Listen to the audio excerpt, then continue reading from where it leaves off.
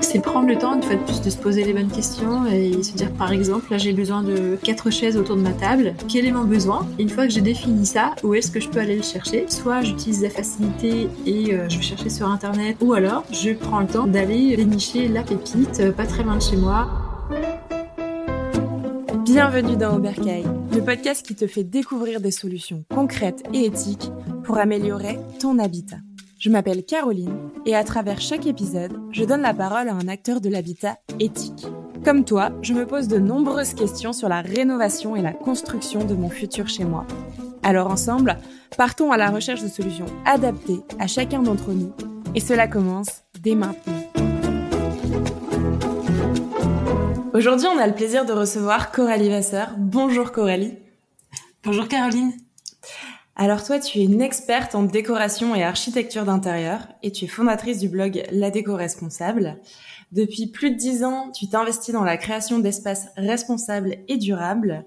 Tu es à l'origine du think tank, j'espère que je le prononce bien, des green designers. Et tu occupes aussi des postes importants auprès de l'UFDI, l'Union francophone des décorateurs et architectes d'intérieur, et du CJD, Centre des jeunes dirigeants d'Annecy. Tu es également l'animatrice du podcast Ma Green Intérieur, dans lequel j'ai eu le plaisir de participer. Et ton objectif ultime, c'est de verdir les métiers de la décoration en transmettant des outils et des solutions pour créer des intérieurs durables et désirables. Tu crois fermement que le bon peut être beau et tu t'engages à faire évoluer les normes de surconsommation liées à l'habitat. Chaque projet avec toi est une opportunité de repenser nos habitudes et de faire preuve d'éco-responsabilité. Tu démontres aussi que l'éco-responsabilité peut être alignée avec nos valeurs personnelles, comme en témoigne ton parcours à vélo sur 100 km et ton livre inspirant sur le sujet. C'est bien ça ? C'était sur 1000 km, mais c'est ça. 1000 km, pardon, mon Dieu. Il manque un zéro. ça fait beaucoup plus. Pardon, sur 1000 km. Et ton livre inspirant, du coup, à ce sujet que tu as écrit. Donc, chers auditeurs, préparez-vous à embarquer avec nous dans la quête de solutions éco-responsables au service de l'architecture d'intérieur, du design et de la décoration.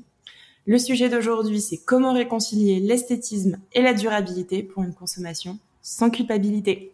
Est-ce que j'ai tout bon jusqu'ici, sauf les 5 km qui étaient à 1000? C'est tout bon, je te remercie. C'est une belle présentation, c'est parfait. Trop bien. Eh ben écoute, on enchaîne, si tu veux bien, avec ce petit jeu d'une vérité et un mensonge sur notre thématique. Je t'écoute si tu veux bien me les donner. Ok. Alors, selon toi, laquelle de ces deux affirmations est la vraie ? En décoration aujourd'hui, on sait faire des canapés en mousse de forêt ou on sait faire des luminaires en champignons. Champignons, des vrais champignons, on est d'accord. Hein. Des vrais champignons. Pas les lampes champignons. Non, pas la forme. Pas la forme, ok. Énorme. Et ben écoute, j'ai envie de croire au canapé en mousse de forêt. Est-ce que c'est vrai ? Non, c'était pas celle-là. Non, on ne sait pas encore faire ça. Malheureusement, aujourd'hui, la mousse des canapés est toujours issue de l'industrie pétrochimique, même s'il y a des recherches sur le sujet. Mais les luminaires en mycélium de champignons existent déjà. D'accord. Et pas de risque de dégradation. Alors, comme c'est un être vivant quand même, ça me rend curieuse du coup de me dire comment. Enfin, on prélève des souches. Comment ça se passe ? Tu sais un peu ? Je ne connais pas toute la démarche, mais je sais que c'est une entreprise belge qui fait ça. Et ils ont commencé à créer des luminaires en mycélium. Alors je pense qu'il y a un petit peu comme les plantes stabilisées, certainement une sorte de source figée dans le temps. Mais après, je pourrais pas t'en dire plus sur le process exact, parce que je les ai pas encore vus en vrai, pas encore touchés. J'ai pas encore été plus loin. Je les ai découverts il y a pas très longtemps. Et du coup, je trouvais que le rapport à la forêt était pertinent pour te faire tomber dans le piège. Eh ben, t'as tout à fait réussi. Et découverte, écoute, je ne savais pas que les vrais champignons pouvaient former des lampes. Donc, très cool, très cool. Merci pour cette découverte, en tout cas, et cette inno. Et ben, écoute, on va rentrer directement dans le bain. Peux-tu m'expliquer ce qu'est la décoration intérieure éco-responsable ? Pourquoi est-ce que c'est important de nos jours de faire attention à ça ? Alors, c'est une grande question. Je vais essayer d'être la plus concise possible. Concrètement, je vais commencer par le pourquoi d'ailleurs. Tout simplement pour nous, pour notre santé. en premier lieu, parce que aujourd'hui dans nos intérieurs, tout simplement l'air intérieur de nos maisons est plus pollué que l'air extérieur. Ça, il faut le savoir, ça veut dire que tout ce qui compose notre habitat dégage des COV, donc des composés organiques volatiles. Donc ça vient des cols, ça vient des traitements pour les tissus, ça vient de plein de produits qui permettent de composer les matériaux. Ça peut être le médium qu'on a dans les fonds de tiroir, ça peut être le tissu des rideaux, des canapés, etc., etc. Et donc tout ça fait que ça a c'est ce qu'on appelle plus ou moins des perturbateurs endocriniens. Ça veut dire que ça vient perturber notre santé et c'est à l'origine de certaines maladies. Donc déjà pour notre santé, c'est intéressant de savoir que si on fait attention, on peut avoir un air intérieur plus sain et donc une santé en meilleure forme. Ok. Ça, disons que ça c'est le premier sujet. Et ensuite, bien sûr, pour la planète, je dis ensuite parce que pour la plupart des gens, c'est d'abord pour eux et ensuite pour la planète. J'ai tendance à penser un petit peu l'inverse parce que c'est un cercle vertueux qui peut se mettre en place aussi si on fait attention à notre habitat à échelle de la planète. Forcément, on fait attention à soi-même par la force des choses. Mais la planète, en fait, tout simplement, ses ressources sont limitées. Et aujourd'hui, on est dans un mode de consommation qui fait que on achète, on construit avant de repenser à utiliser ce qui existe déjà et qui peut être encore utile. Donc, je pense notamment à la seconde main, mais à plein d'autres choses où, par exemple, aujourd'hui, plein d'entreprises utilisent le déchet comme une matière première. Donc, tout ça fait que un intérieur plus sain et plus durable, c'est possible et ça va passer par tout simplement se reposer les bonnes questions du choix de consommation, du mode de consommation et d'aller chercher les bons produits au bon endroit. Et donc pour ça, c'est tout simplement se recentrer sur notre besoin, le besoin réel qu'on a par rapport à notre décoration, par rapport à notre habitat, et éviter simplement de rentrer dans une roue sans fin de la recherche de tendances, un petit peu comme on pourrait l'avoir avec l'high-tech, avec le dernier cri, alors qu'on a encore un téléphone qui fonctionne. Donc c'est simplement ça, pour aussi éviter de se lasser très vite. C'est un petit peu le problème des tendances. Quand on les suit sans trop en sortir, généralement, on a un petit peu le même intérieur que monsieur et madame tout le monde. Et une fois qu'on a eu l'impression que c'était hype chez nous, on se rend compte que tout le monde a le même intérieur et du coup, ça le devient beaucoup moins. Donc, on a envie de changer très vite parce qu'on en a marre de voir ce bleu canard ou ce jaune moutarde sur notre mur parce qu'il est aussi au bureau, aussi chez la belle-mère et aussi chez la voisine. Donc, grossièrement, c'est à peu près ça. C'est se poser les bonnes questions et réfléchir à un intérieur qui peut être durable, tant par ses ressources que par sa longévité, parce que on va pouvoir vivre avec longtemps et éviter de s'en lasser. Ok. Donc c'est vraiment cet aspect un peu plus questionnement qui est important dans la décoration un peu éco-responsable, où on repense l'usage, on repense, comme tu disais aussi, la santé, le confort aussi pour l'habitant et pour la planète. Tout à fait. Ok, trop intéressant. Alors je vais prendre directement le côté un peu opposé parce que c'est une question que peut-être ceux qui se posent de plus. Oh là, c'est une question qui se pose de plus en plus. C'est qu'on voit beaucoup de greenwashing aussi sur l'aspect décoration. Comment on peut déceler un peu ce côté greenwashing en décoration intérieure? Alors, il y a pas mal de choses qu'il faut savoir. C'est que la première, je vais être un petit peu provocatrice, mais grossièrement, plus une personne va parler de ses valeurs éco-responsables, en tout cas de la marque qu'elle distribue, qu'elle met en avant, généralement, plus il faut se méfier. Donc, c'est-à-dire que c'est un petit peu comme une vieille expression beaucoup moins classe, plus on en parle, moins on en fait. C'est-à-dire que c'est un petit peu le même souci avec les valeurs éco-responsables, c'est qu'en fait, beaucoup de marques aujourd'hui ont compris que d'un point de vue marketing, il fallait être dans le game, sinon on est mort.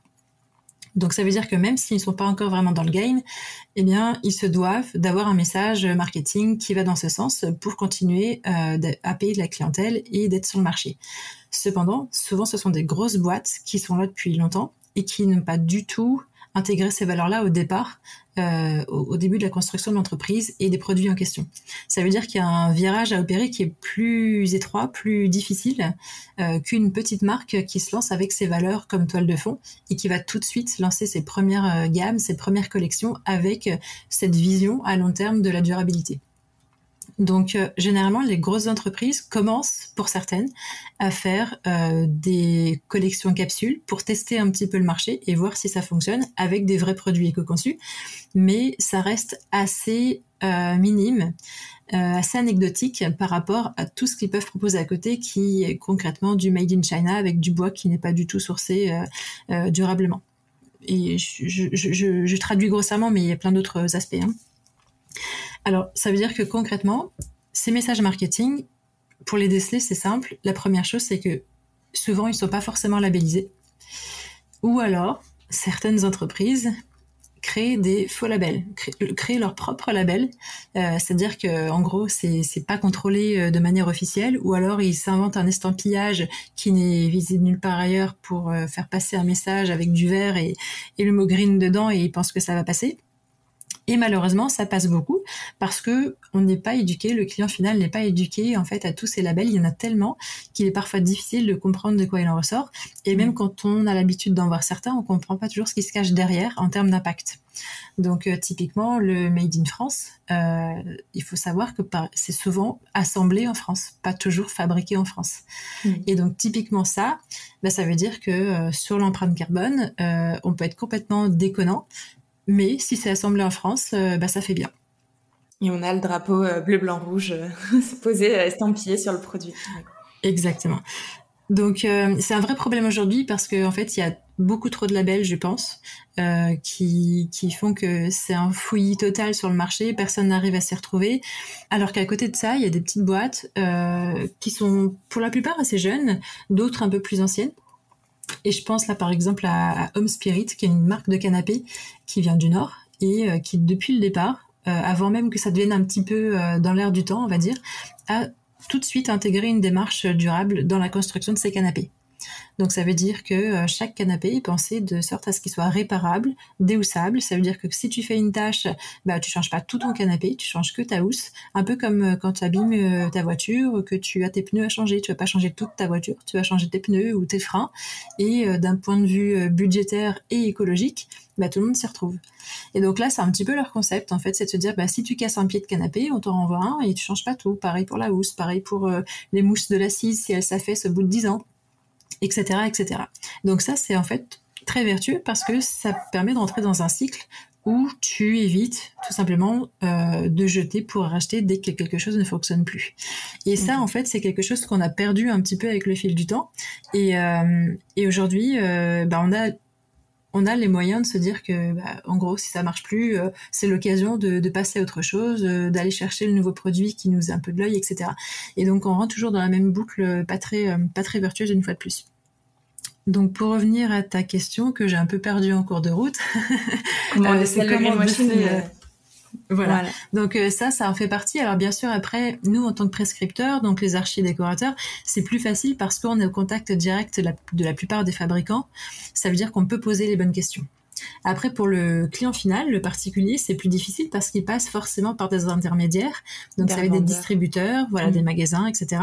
Et donc tout le monde n'est pas forcément éduqué à ce qu'ils vendent. Donc il y a les enseignes du type, comme on a cité Maison du Monde, qui vendent leurs produits Maison du Monde en magasin et c'est tout. Même si aujourd'hui ils ont une marketplace en ligne, etc. Mais à côté de ça, il y a les boutiques indépendantes, par exemple, qui vont vendre plein de marques différentes.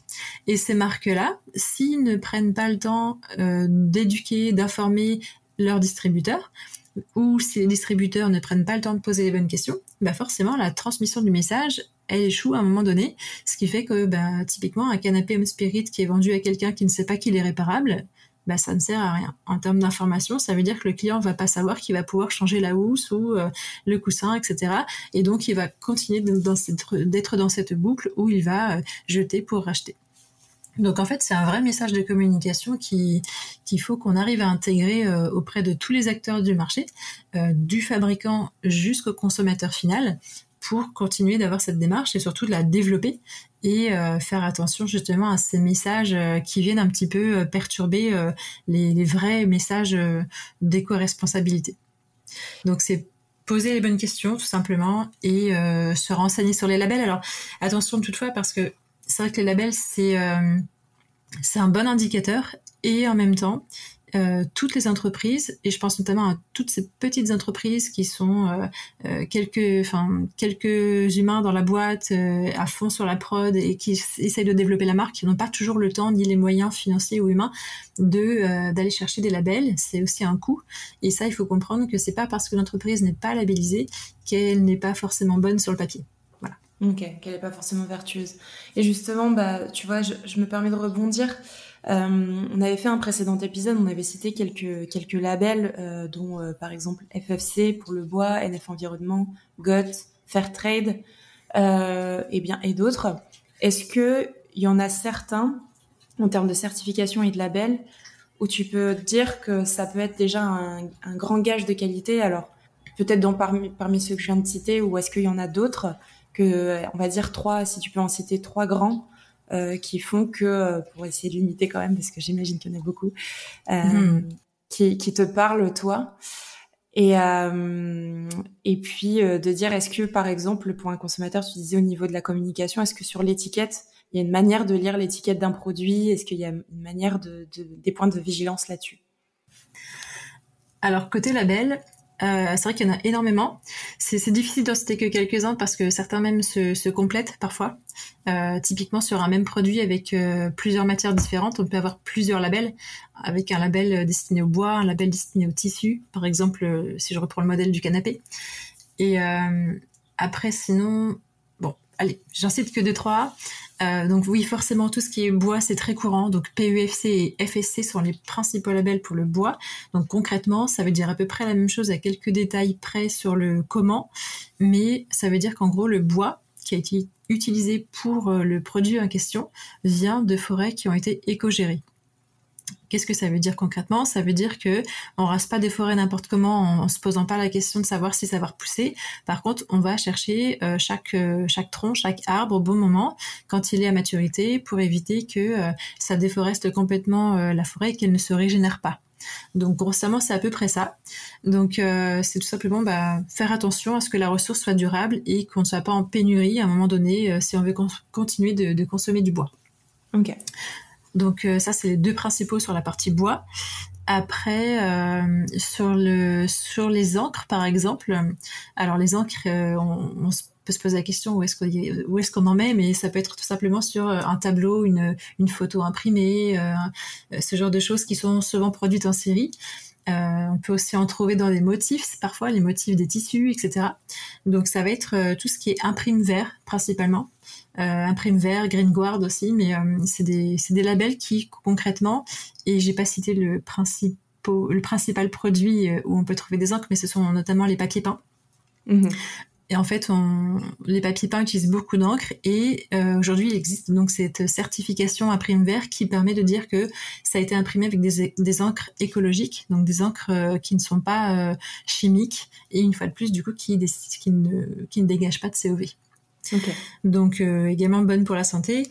Et alors dernier label que je pourrais citer, alors c'est pas vraiment je sais pas si on peut vraiment le mettre dans la catégorie des labels, mais on peut citer le label, enfin la certification B Corp. B Corp, c'est assez général, je sais pas si ça te parle. Si, ça me parle de nom. Ouais. Et en fait, alors je saurais pas le décrire exactement, mais c'est assez général, c'est-à-dire qu'une entreprise B Corp, concrètement, on peut y aller les yeux fermés. C'est une entreprise qui a tout compris, qui fait attention à tout son univers, à la fois production, gestion de l'humain, etc. Enfin, c'est quelque chose qui est assez peu présent encore en France. Peu d'entreprises, d'ailleurs, dans le domaine, ont cette certif. Il y en a une à laquelle je pense qui est une des premières à l'avoir eue, c'est Dizzy. C'est une entreprise qui est basée dans le nord de la France. On est bon dans le nord de la France, je dis parce que je viens de là-bas. Et je suis originaire aussi, donc moi ça me va bien. et en fait, donc eux, fabriquent des produits qui sont à la fois avec des matériaux biosourcés ou recyclés, qui sont modulables, donc ça veut dire que tu peux faire évoluer avec le temps. Et pareil, si tu as un pied de table qui fonctionne plus, tu peux aller en racheter un, tu peux le composer toi-même, l'agrandir, le faire évoluer en lampe, etc., etc. Donc en fait, ton meuble te suit toute ta vie, c'est un peu le principe de leur marque, et autour, bien sûr, tout est pensé de sorte à ce qu'il y ait une vraie gouvernance d'entreprise qui soit alignée avec leurs valeurs. Et ils ont donc réussi à choper l'assertif B Corp, et pour le coup, c'est tant mieux pour eux parce qu'ils le méritent carrément, et je pense qu'il devrait y avoir plus d'entreprises encore qui devrait aller dans ce sens, c'est-à-dire que tu vois, c'est comme on disait tout à l'heure, c'est pas seulement se dire bon, on va aller sourcer 2-3 matières pour mettre ça dans nos produits et puis ça va passer d'un point de vue marketing, c'est vraiment tout le reste derrière qui est pensé dans la même vision d'entreprise. Et tout de suite, quand on pose des questions aux fabricants, à ces gens-là, on comprend tout de suite s'il y a du greenwashing ou pas. Et là, en l'occurrence, on sait qu'il n'y en a pas parce qu'ils transpirent ces valeurs-là, en fait. C'est des gens qui transpirent à titre personnel ces valeurs-là, et ça se ressent dans leur marque, en fait. Qui sont alignés à tout point de vue, quoi. Tout à fait. Ok, trop bien.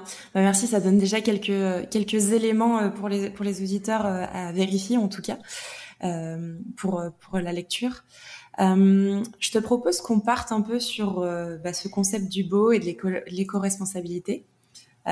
Comment on peut associer justement pour sa décoration intérieure le fait de vouloir faire du beau, c'est pas toujours évident, et en plus de ça, de s'associer avec son alignement éco-responsable, durabilité, etc. Est-ce que tu as des astuces là-dessus? Alors des astuces, je sais pas vraiment si j'ai des astuces en soi. Disons que c'est plutôt prendre, c'est pas vraiment un problème, mais prendre le problème un peu à l'envers. C'est-à-dire que, tu vois, sur un projet client, quand je suis appelée pour repenser un intérieur, les clients ont un besoin. Ça peut être faire évoluer leur habitat parce que ça fait 20 ans qu'ils ont la même déco et qu'ils en ont marre. Ça peut être parce qu'ils viennent d'acheter un nouvel appart et qu'il y a besoin de meubler. Peu importe le point de départ, il y a un besoin, il y a un cahier des charges. C'est à peu près partout la même chose, je dirais, même si le cahier des charges est différent à chaque fois, bien entendu. Mais à partir de ce point de départ-là, il faut répondre à un besoin. Je vais prendre un exemple tout simple. On doit meubler un salon. Quand je dis meubler, on doit agencer, meubler, décorer un salon du sol au plafond. Donc ça, c'est le cahier des charges du client, qui n'a pas forcément dans son cahier des charges la notion de faire jouer la notion de durabilité avec son cahier des charges. Disons que pour lui, c'est potentiellement un bonus, voire pas du tout. Okay. Et donc, mon objectif, généralement, c'est de se dire que, en effet, je vais lui prouver que c'est possible de faire les deux à la fois et que ça ne va changer en rien son cahier des charges. Ça veut dire qu'on va répondre à son cahier des charges, et dans ce cahier des charges-là, on va intégrer cette notion de durabilité en faisant tout simplement attention au choix des produits. Donc, ça veut dire qu'on va faire attention à la façon dont ça va être sourcé, à la façon dont ça va être produit, d'où ça vient.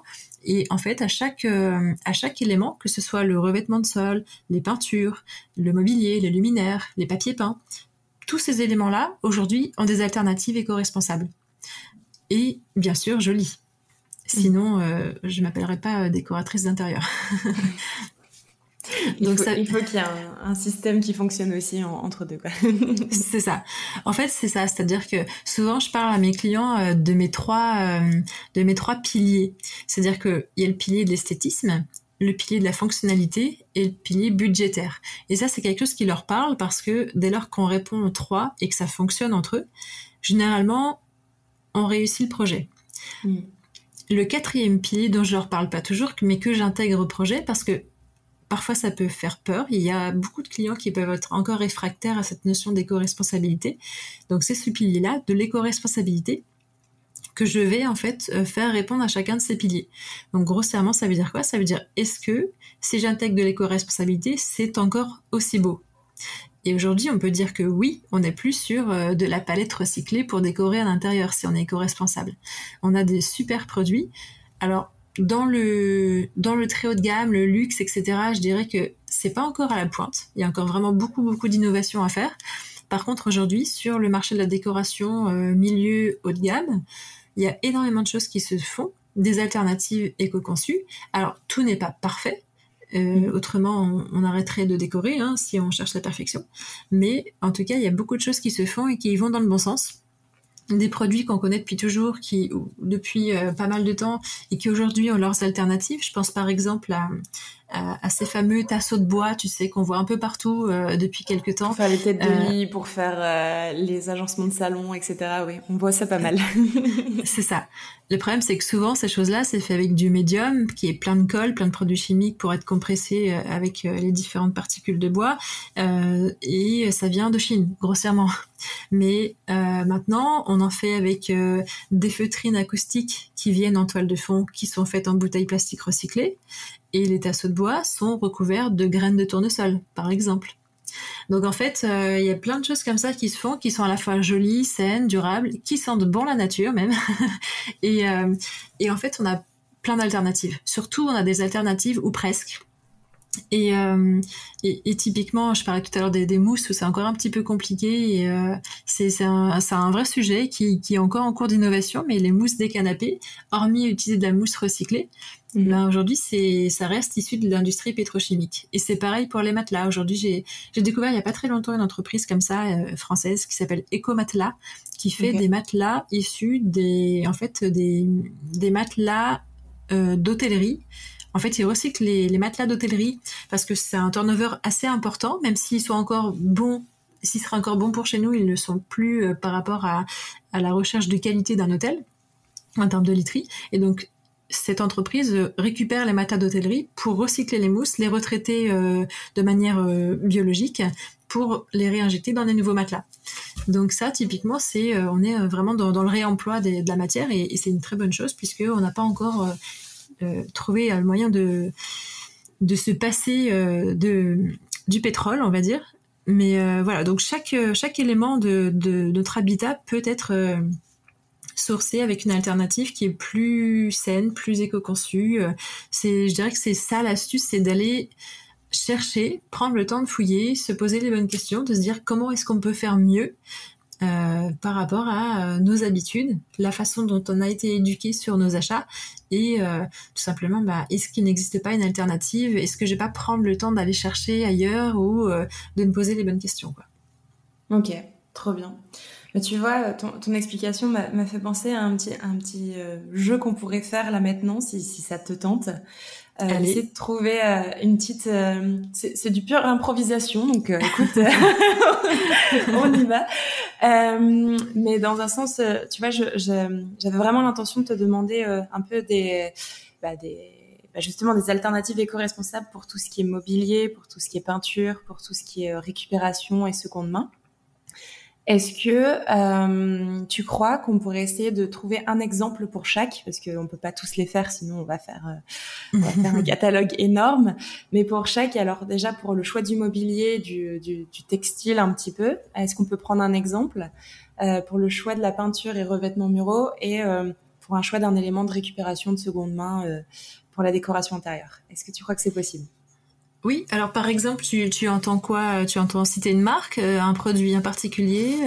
Alors, je sais pas si tu as un exemple récent d'un aménagement que tu as fait ou chose comme ça, où tu te dis un produit en particulier ou peut-être on va dire sur un salon, sur une chambre, sur une cuisine, peu importe. Je sais pas si tu as un exemple peut-être qui pourrait t'aider à te dire ça, on a fait ça comme alternative. Ok. Alors, est-ce que je te laisse me guider ou je la fais en mode total impro? C'est vraiment une question. Alors, vas-y. Sur le choix d'un mobilier ou d'un textile, peut-être dans le salon, alors, dans ce cas-là, on va essayer sur le salon. Est-ce que tu en as un en tête? Oui, alors forcément, le premier meuble d'un salon qui est mis en tête, c'est celui qui prend le plus de place. Le canapé, je vais tricher un peu, je l'ai déjà cité, c'est Home Spirit. Mais du coup, je vais en prendre un autre quand même. Je dirais que tout simplement le mobilier, c'est avant d'aller chercher une marque ou un produit, c'est penser aux matières. En fait, on perd souvent cet esprit-là de se dire revenir aux matières naturelles, c'est ce qui est le plus sain finalement. Donc typiquement une table basse en bois, il y en a des très belles aujourd'hui. Des tables basses en bois, des tables basses où on évite trop de métal, trop de plastique, etc. Ça peut être aussi un beau plateau en pierre. Donc tout ça, en fait, on revient tout simplement aux bases et ne pas oublier que la nature est pleine de ressources et qu'on n'est pas obligé de les transformer tout le temps pour avoir du beau. Donc c'est un peu une réponse de Normand que je viens de te faire, non? Alors pour cette expression, parce que tout le monde ne la connaît pas, c'est une réponse de Normand. C'est une réponse qui a un sens, mais qui répond un peu parce que je me suis déjà fait avoir. Non, mais je comprends ce que tu veux dire, c'est de revenir un peu sur des matériaux plus naturels, peut-être éviter un peu tout ce qui est peut-être. Après, est-ce que le plastique recyclé, tiens, prenons le cas d'une table basse, est-ce que le plastique recyclé peut fonctionner sur ce principe-là? Je dirais que c'est toujours mieux d'avoir du plastique recyclé que du plastique neuf, mais ça n'égalera jamais une matière naturelle. Du plastique recyclé, je pense que ça dégage encore des COV, c'est transformé, ça demandait beaucoup plus d'énergie de transformation aussi. En fait, ce qu'il faut comprendre dans chaque produit qu'on a chez nous, c'est tout le cheminement qui s'est passé depuis l'extraction de la matière première, en fait. Et c'est ce qu'on appelle le cycle de vie d'un produit. Donc l'analyse du cycle de vie d'un produit, l'ACV, c'est ce que font certaines entreprises pour comprendre un petit peu quel est grossièrement l'impact de chaque produit sur notre environnement. Et donc entre l'extraction de la matière première, et donc là je prends l'exemple bois et plastique. Le bois, est-ce qu'il est sourcé durablement? Donc on parlait tout à l'heure des labels avec FSC, PEFC. Le plastique, grossièrement, c'est du pétrole. Donc ça veut dire que en termes de ressources, il y a quand même mieux. Et ensuite le bois, pour arriver sur ton plateau de table, grossièrement, je prends la partie la plus simple, hein, il a été usiné, découpé, huilé. Point. Le plastique, il va avoir été transformé, le pétrole va avoir été transformé pour devenir du plastique qui va ensuite pouvoir prendre la forme qu'il veut. Donc en fait, l'énergie demandée n'est pas du tout la même. Et potentiellement, de là où il vient, c'est pas trop le même chemin non plus. À ma connaissance, on n'a pas de puits de pétrole en France. Donc ça veut dire que le bois de ta table peut très bien venir de ta forêt d'à côté, des Vosges, etc. Donc l'impact carbone du kilométrage est quand même relativement faible. Or, ta table en plastique, c'est pas le même débat. Donc voilà, c'est mieux que rien, mais c'est pas encore ça. Donc, on peut considérer du coup qu'une alternative, le canapé, t'avais donné l'exemple tout à l'heure, mais on va dire pour une table basse ou d'essayer de partir vraiment sur le côté matière naturelle et pas trop transformée. Oui, c'est ça, et c'est le cas pour l'ensemble des produits chez toi en fait. Hein. Pour aller dans la continuité, tes rideaux, il vaut mieux avoir des rideaux en lin ou en coton biologique que des rideaux en polyester, etc. Donc c'est toujours pareil en fait. Chaque produit finalement a quasiment son alternative naturelle ou issue de l'industrie pétrochimique. C'est pareil pour les façades de cuisine, c'est pareil pour les tapis. Et là, les tapis, c'est pareil, il y a des labels aussi dans tout ce qui est tissu avec l'Oecotex, etc. Mais un tapis en laine sera toujours meilleur qu'un tapis en polyester. Donc voilà, on peut quasiment tout comparer comme ça entre grossièrement le pétrole, le plastique et la matière naturelle qui peut aller en face. Ok, très bien. Bon, sur le plan mobilier et un peu textile, je pense qu'on a fait une première partie. Surtout ce qui est revêtements muraux maintenant, peinture. Est-ce que tu as des alternatives que tu as déjà vues, utilisées, etc., qui te semblent intéressantes? Alors oui, complètement. Alors déjà les peintures, on est aujourd'hui assez loin des peintures d'il y a 20 ou 30 ans qui donnaient mal à la tête, qu'il fallait les aérer pendant plusieurs jours, etc. Aujourd'hui les peintures, il y a beaucoup de marques qui font des peintures biosourcées ou naturelles et qui sont grossièrement composées à 95-98% voire plus de matière naturelle. Donc ça veut dire qu'aussi bien les colorants, les liants, etc. Ne sont pas issus, une fois de plus, du pétrole. Donc ça veut dire que on peut tout à fait aller vers une marque, et si possible française, qui va faire des peintures naturelles qui vont être à la fois bonnes pour la planète et bonnes pour notre santé. Donc je cite par exemple Eco, Hekko, qui est basé à Lyon et qui fait ça très bien. Il y a aussi Argile, les peintures Argile qui font ça très bien. Et il y en a plein d'autres versus il y avait une tendance à un moment donné, alors je sais pas si c'est encore le cas, j'ai l'impression que c'est moins le cas, mais je sais il y a quelques années quand j'exerçais mon métier à Compiègne, tous mes clients voulaient des peintures Faro and Ball parce que c'était classe c'était classe, élégant, c'était anglais, tu comprends. C'est beau le marketing aussi parfois, hein. Ouais, c'est ça. Et Faro and Ball à ma connaissance sauf si ça a changé depuis, n'a jamais fait de peinture biosourcée. Donc et en plus les peintres en avaient marre parce qu'elle tirait pas bien, enfin c'était vraiment de la merde quoi. Donc du coup c'est une fois de plus c'est du marketing quoi.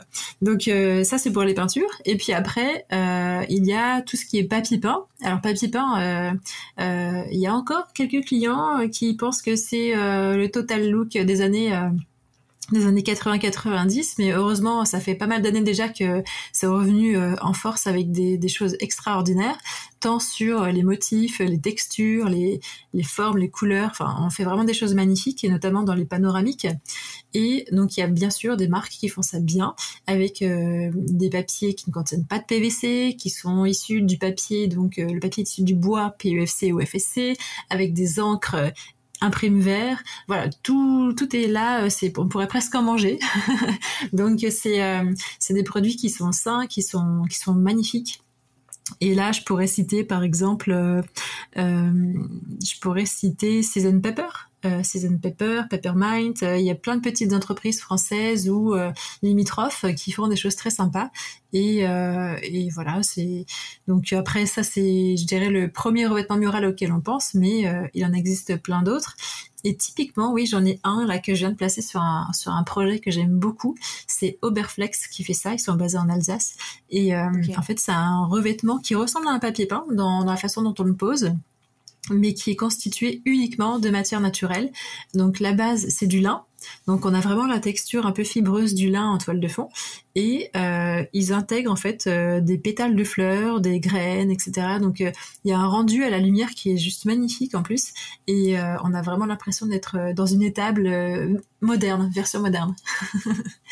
Trop bien. Ça rend un peu le relief différent. Enfin, il est purement naturel, quoi. Si c'est vraiment des éléments rajoutés comme ça, trop chouette. Et ça sent vraiment bon en plus parce que ça sent le produit, ça sent la pétale de rose, ça sent. Ils en font même avec du foin. C'est assez exceptionnel. Ok, trop drôle et trop bien. Comme quoi, on n'arrête pas le progrès là-dessus et dans le bon sens. Donc, dans l'innovation du bon sens. Ça, on aime. Ça, on aime. Trop bien. Ok, je pense qu'on a fait un petit tour du coup sur les murs et les revêtements muraux. Comment maintenant on peut intégrer des éléments de récupération ou de seconde main du coup dans ta décoration d'intérieur? Est-ce que tu as des tips là-dessus sur plutôt l'aspect réemploi et récupération? Oui, alors il y a plusieurs mots dans ta question et je vais juste faire la petite comparaison. Donc il y a la seconde main. Donc la seconde main, grossièrement, c'est se dire qu'on a besoin d'une chaise, on va aller chercher une chaise chez un antiquaire, un brocanteur. Et aujourd'hui, il y en a plein en ligne ce que j'appelle les brocanteurs des temps modernes, qui font ça très bien, qui sourcent des produits pour aller chercher les belles pièces un peu chez ces antiquaires qui savent pas forcément utiliser Internet, qui savent pas forcément vendre en ligne, etc. Et du coup, ils rassemblent des jolies choses, ils les mettent bien en avant, etc. Donc, c'est un petit peu le renouveau de la brocante et qui, pour certains, vont le repimper avant même de le vendre. Donc, ça, c'est plutôt sympa. Donc, on est dans la seconde main et voir l'upcycling parfois quand on va aussi transformer un petit peu l'usage principal, l'usage initial du meuble en question ou d'autres types d'objets pour en faire autre chose ensuite pour sa seconde vie ou sa troisième vie. Ok. Donc ça, c'est ce que j'appelle la seconde main. Et après, il y a le réemploi. Et donc le réemploi, je dirais que c'est plus aller transformer quand même une matière pour en faire autre chose. Donc c'est par exemple, comme je citais tout à l'heure, réemployer les mousses des matelas d'hôtel pour en faire des nouveaux matelas. On a quand même une phase de transformation. C'est pas simplement aller chercher un produit pour le mettre ailleurs, c'est une petite phase de transformation qui lui redonne une nouvelle vie comme neuf. Voilà. Et alors dans tout ça, comment on peut simplement intégrer tout ça dans notre intérieur? Eh bien, il y a plein de solutions. Parfois, on le sait même pas, parce que certaines marques de mobilier, justement, vont dans leurs matières premières aller sourcer des matières de rebut, de déchets, etc., qu'elles vont transformer pour réintégrer dans leurs meubles. Et si c'est une fois de plus pas très bien communiqué, on peut passer à côté et on peut ne pas savoir qu'on a du réemploi chez soi. Ok. Par exemple, mais je sais pour le coup, il communique très bien là-dessus. Si je reprends l'exemple de Dizzy, qui est basé dans le Nord, fait des tables basses avec des plateaux en volant de badminton recyclés. Ok.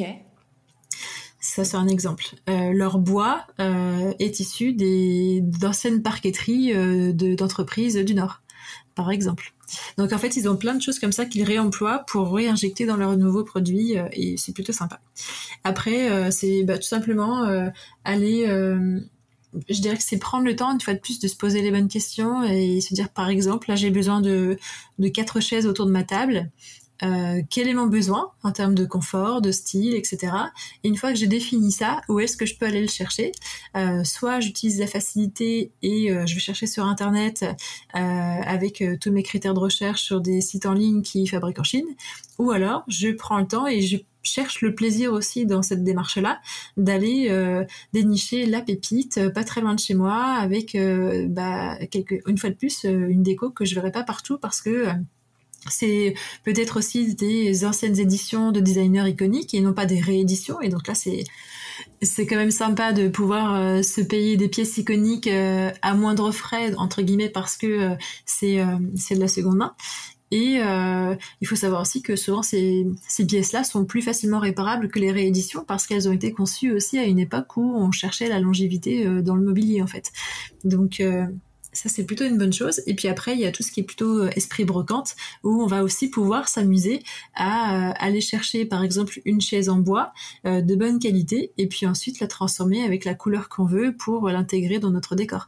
Donc, en fait, c'est vraiment aller chercher le plaisir là où parfois on cherche un peu le mouton à 5 pattes dans le commerce et qu'on ne trouve pas forcément parce que c'est une tendance qui veut qu'en ce moment, la couleur, c'est ça et pas autre chose, et les formes pareilles, et les matières pareilles. Et du coup, le fait de pouvoir aller chercher ses propres produits de seconde main en ligne sur des plateformes comme Novavita, Celency ou sur des brocanteurs des temps modernes ou tout simplement sur Le Bon Coin, sur des brocantes le dimanche matin, eh bien ça permet aussi après de pouvoir personnaliser son intérieur à son image. Et peut-être au moins s'enlacer ou d'avoir un peu ce côté un peu plus différent dans le style que effectivement la maison de monsieur et madame tout le monde qui se répète une énième fois, quoi. Tout à fait. Comme tu disais au début. Trop bien.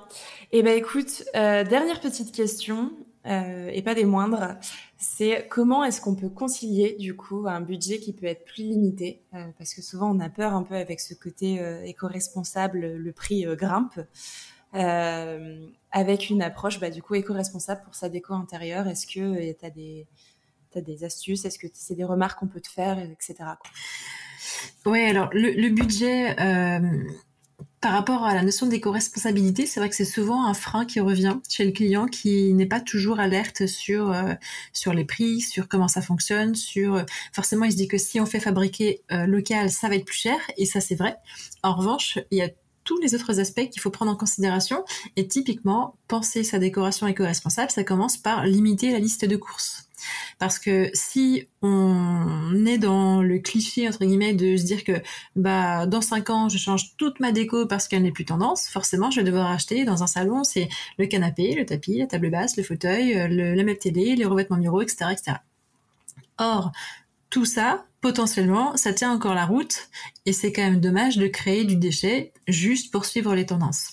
Ça veut dire que quand j'arrive chez les clients, s'il y a des choses qui fonctionnent encore, qui sont pas dégueulasses, qui sont des meubles de famille qu'il faudra réintégrer, qui sont des choses qui sont encore en bon état, on peut aussi limiter la liste de courses en se disant ça on va conserver et on va en faire une contrainte initiale pour tourner autour et réinventer un petit peu la décoration existante. Ça va être par exemple repeindre un vieux buffet, ça va être retapisser un fauteuil avec un nouveau tissu, quitte à refaire la mousse s'il est un peu affaissé, mais on va garder la carcasse, etc., etc.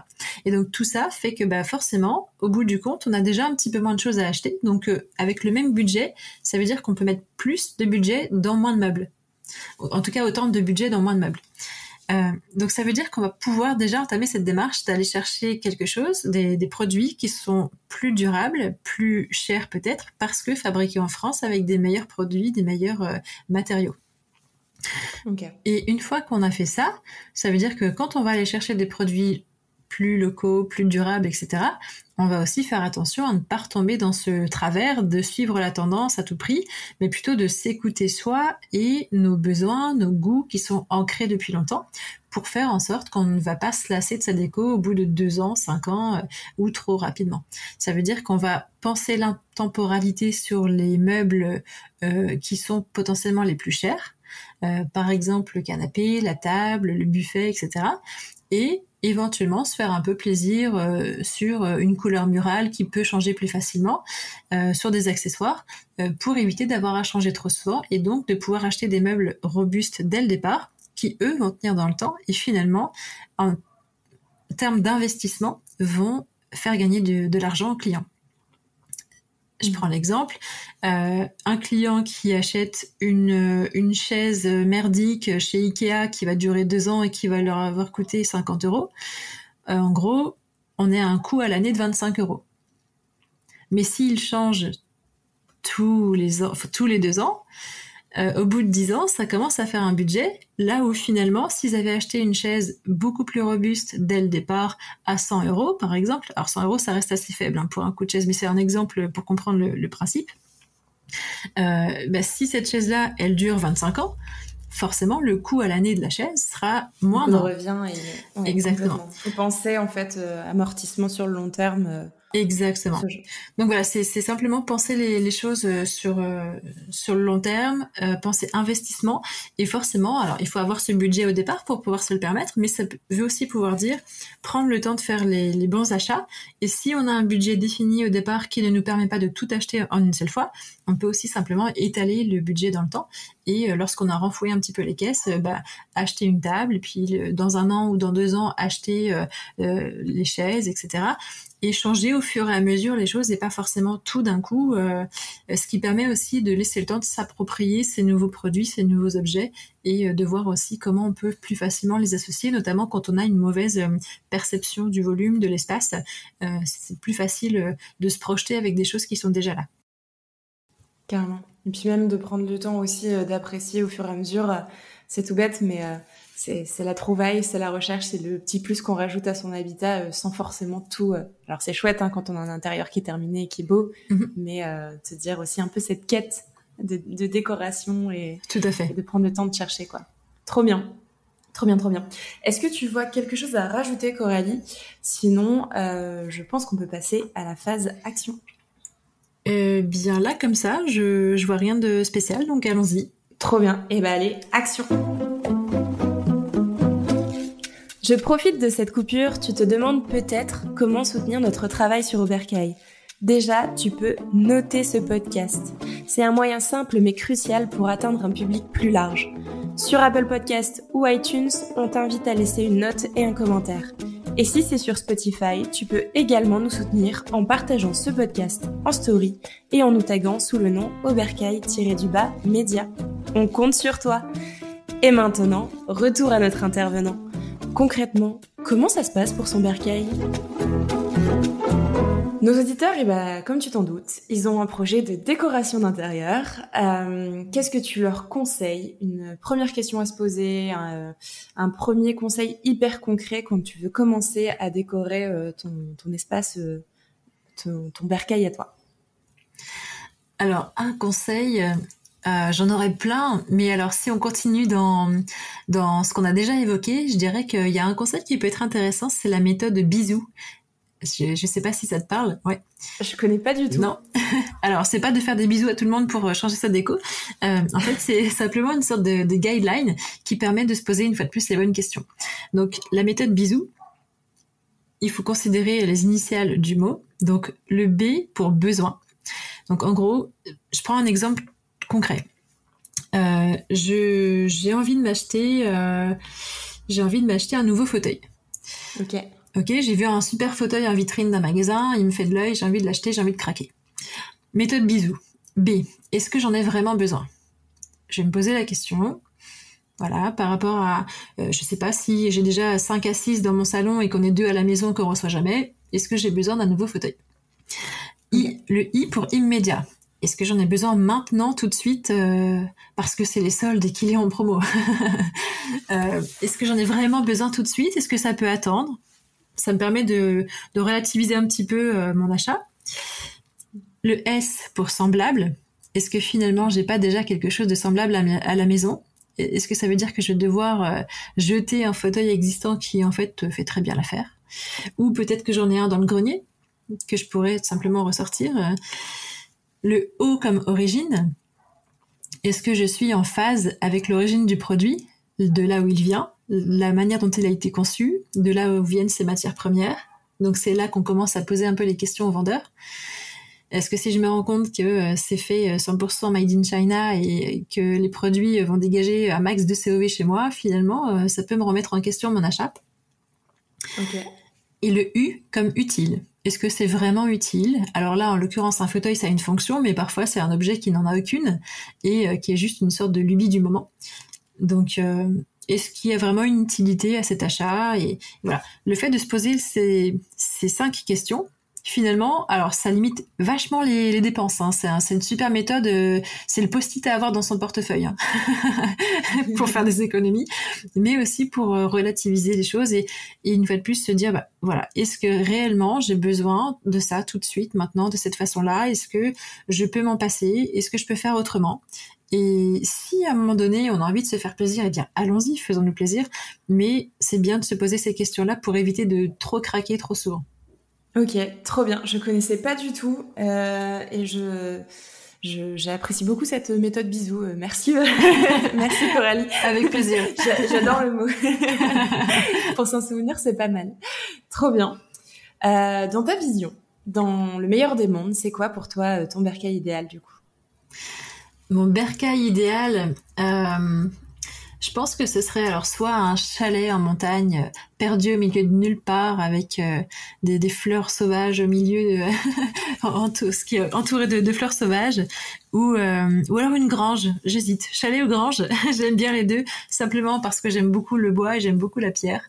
Ce côté vieux bâtiment à retaper où je pourrais faire vraiment les choses à ma sauce avec 100% de produits que j'aurais peut-être dénichés sur des fins de chantier, des surstocks, des choses qui sont vouées à être jetées et qui pourraient trouver une vie dans ce chalet ou dans cette grange. Et je pense que on peut être très créatif quand on prend le temps justement d'aller sourcer des choses qui ne sont pas servies sur un plateau en tant que produit fini, détourner des éléments pour en faire d'autres choses, et puis prendre le temps, voilà, d'y mettre de la couleur, de la vie, des belles matières, des choses qui peuvent vraiment durer dans le temps et qui peut-être dans 100 ans seront encore d'actualité. Carrément. Tu devrais parler avec Naomi Scherer qui a fait sa maison totalement en réemploi, son intérieur de maison. Ça pourrait être intéressant sur cet aspect-là. Top. Trop bien, merci. Si tu avais un mot pour définir ton bercail, ce serait lequel? Un mot. Un seul. Hein. Ah, c'est dur ça.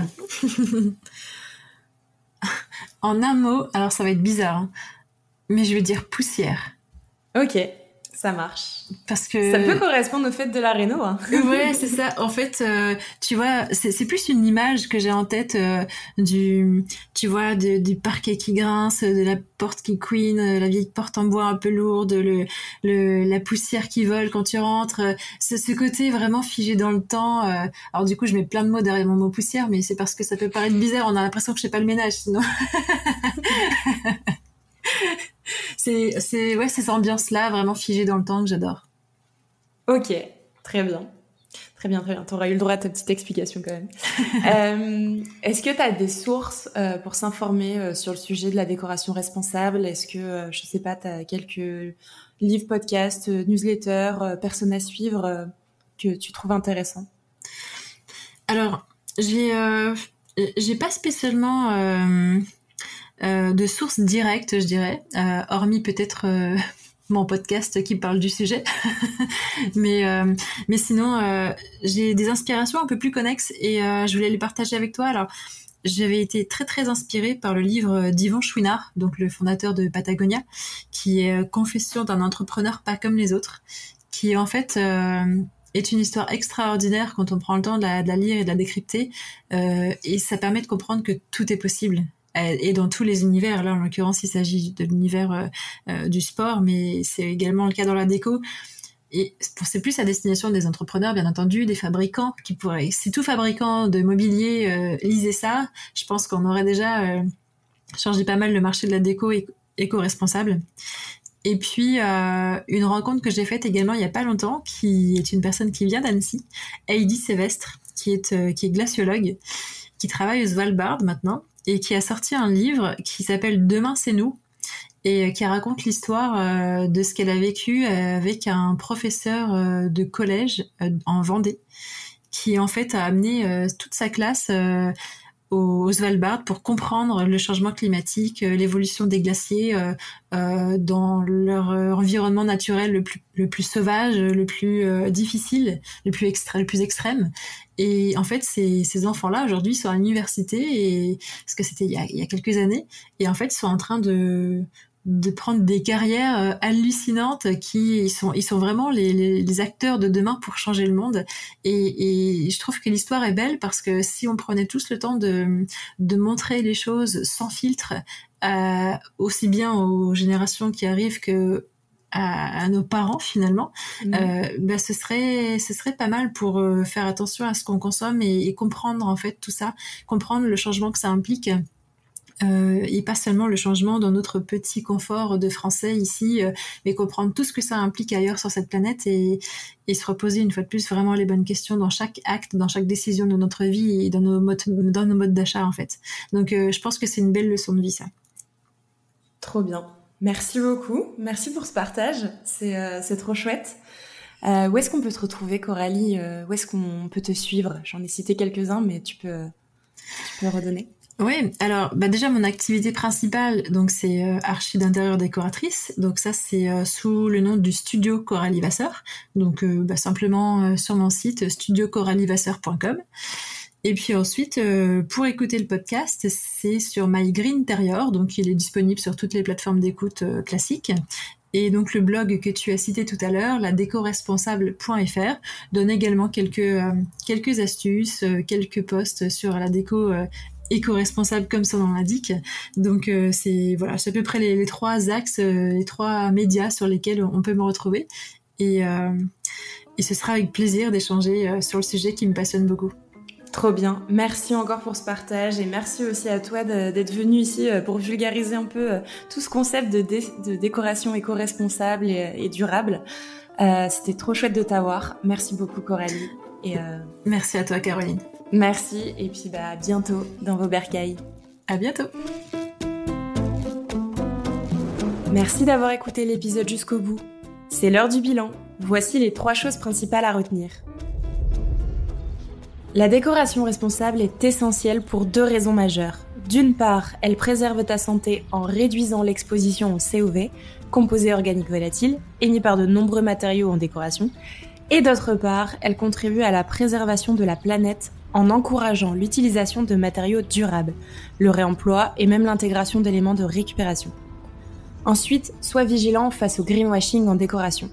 Lorsqu'une personne ou une entreprise met fortement en avant son engagement éco-responsable, il est important quand même de vérifier si cette démarche est réellement ancrée dans leur culture et leurs pratiques. Les labels, s'ils existent, doivent être authentiques et pertinents, par exemple avec les labels B Corp. Et enfin, avant d'acheter de nouveaux éléments de décoration, applique la méthode bisou. N'embrasse pas tout le monde, mais pose-toi des questions sur le besoin réel de l'urgence, la similarité avec ce que tu as déjà, et l'origine du produit et son utilité. Cette approche peut t'aider à prendre des décisions éclairées et à éviter des achats impulsifs. Bon, tu le sais déjà, mais un dernier rappel. Si tu as aimé cet épisode, tu peux nous soutenir en laissant 5 étoiles sur Spotify et Apple Podcasts, et en laissant un commentaire pour nous dire ce qui t'a plu et les sujets que tu souhaiterais voir abordés dans nos futurs épisodes. Allez viens, construisons au bercail ensemble. Ta voix compte et tes idées sont hyper précieuses pour faire évoluer ce média. Merci d'être là, merci de nous écouter et surtout merci de contribuer à cette belle communauté. Prends soin de toi et à bientôt dans ton bercail.